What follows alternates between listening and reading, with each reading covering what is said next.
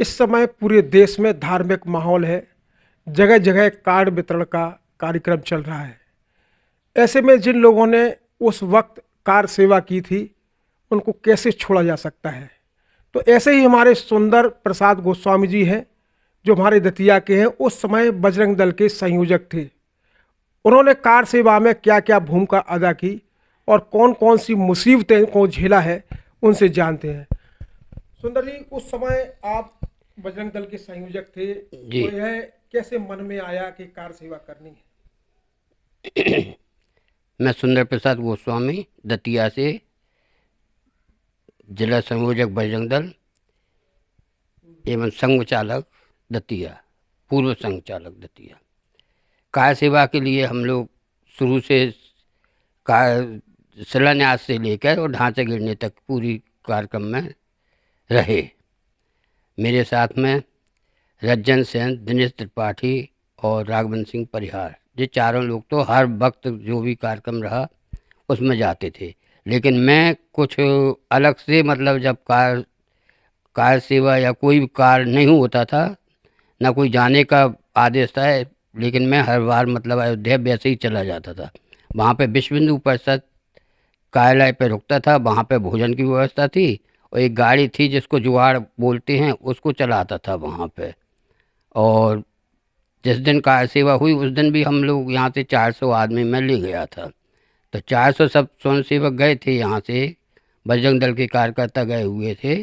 तो वहाँ पे जो ढांचा था उसको गिराने के लिए मतलब पहुँचे, तो वहाँ पे सभी लोग जो अधिकारी थे हमारे विश्व हिंदू परिषद के, वो उन लोगों ने तय किया कि अभी तो केवल सरजू मैया से केवल बालू की एक मुट्ठी ले जाना है और वहाँ पे जाके छोड़ देना है जन्म स्थान पे जहाँ पे मंदिर बन रहा है।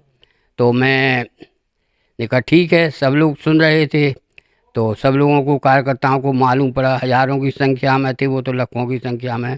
तो कुछ अपने दतिया के थे, हम रामटीला एक था ऊंचा है, उसको रामटीला बोलते थे हम, उसका नाम रामटीला रख रहा था। तो सब लोग बोले भाई साहब जी क्या हो रहा है, वो तो बालू से और ऐसा ऐसा कह रहे हैं कि बस एक मुट्ठी डाल दो। हमने नहीं नहीं, ये कुछ नहीं हुआ। तो बोले क्या होगा, हमने कहा बालू तो एक बहाना है और ढांचे को गिराना है। इस नारे के साथ में हमने उन सभी लोगों को मतलब उत्साहवर्धन किया और भगवान की दया से, प्रभु राम की दया से जो होना था वो हो गया। तो उस दिन कार सेवा अपने आप भगवान की दया से शुरू हो गई और जो ढांचे के मतलब रक्षक थे वही ढांचे के भक्षक बन चुके। पाइप जो थे मतलब उनको सारों को ऐंठ लिया सबको, और उन्हीं सारे पाइप ऐंठ लिए गए और वो उनसे मतलब 20-20, 25-25 लोग 30-30, 40-40 फुट के पाइप से मतलब उसको मतलब ढांचे को गिराने के लिए मतलब उतारू हो गए।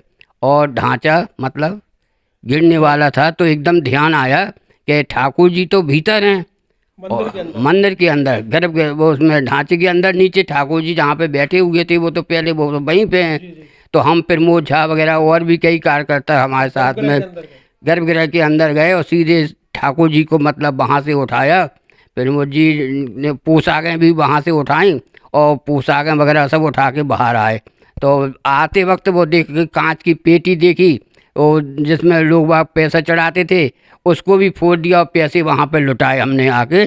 और वो प्रमोद जी ने मूर्ति वगैरह सब लोगों ने हमने ली और वो मूर्ति प्रमोद जी ने दे दी कि इसको विराजमान करना है वहाँ पे। गर्भगृह के अंदर सब दतिया वाले थे। हाँ, गर्भगृह के अंदर केवल दतिया वाले बोले ही ना, मतलब हमने सोचा कि मतलब सबने कि ठाकुर जी तो अंदर हैं, दब जाएंगे वो तो उसमें ढांचा जब गिरेगा, तो मतलब उनको उठा लाए। वो ऊपर जाके फिर विराजमान हो गए, जो आजकल मतलब तंबू में थे पहले, वही ठाकुर जी की बात कर रहे और हैं हम। वापस आए तो पोशाकें। पोशाकें मतलब दतिया ले आए। अच्छा, दतिया और ले आए। वहाँ पे एक भी, दो बातें मैं कहना चाह रहा हूँ, एक भी कार्यकर्ता, जो लाखों की संख्या में थे, एक भी कार्यकर्ता ऐसा नहीं है जिसने कार सेवा न की हो। दूसरी बात कि वहाँ पे एक भी ईंट नहीं बची, सारे लोग अपनी अपनी मतलब एक एक ईंट अपने घर पे ले गए। वहाँ पे अयोध्या में ईंट नहीं छोड़ी अच्छा, कार सेवकों ने, सारे लोग ले गए। और पूरे देश में। पूरे देश में वो ईंटें चली गई, फैल गई। वो तो मतलब जो ढांचे की ईंटें थी वो पूरे देश में चली गई, वो कुछ भी नहीं था वहाँ पे। ना उस आप इतनी जोखिम भरा कार्य करते थे, आपके परिवार वाले। नहीं, परिवार का तो ये था कि 3 बहनें हैं हमारे, हम्म, 7 बच्चे हैं, 6 लड़कियां और एक बच्चा।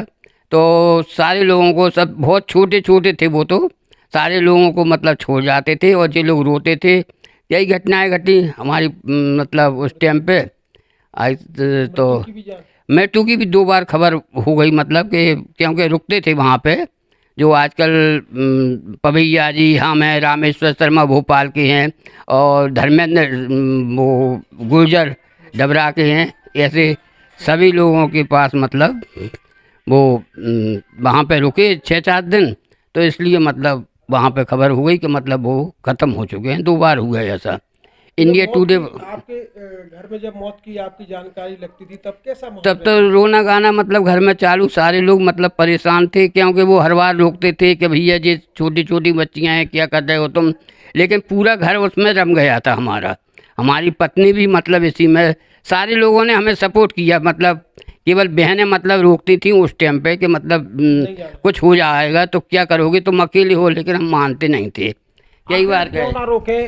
3 बहनों में अकेले भाई थे और 6 बच्चियां थी इनकी, तो उन्होंने बहुत जोखिम भरा कार्य किया है और आज इनका स्वप्न साकार हो रहा है। इन्होंने प्रधानमंत्री नरेंद्र मोदी को धन्यवाद दिया है कि है राम का काज अब पूर्ण हो रहा है। पूरे देश में उत्साह उमंग का माहौल है और 22 जनवरी को त्यौहार जैसा पूरे देश में मनना है। मनोज गोस्वामी, जी मीडिया, दतिया।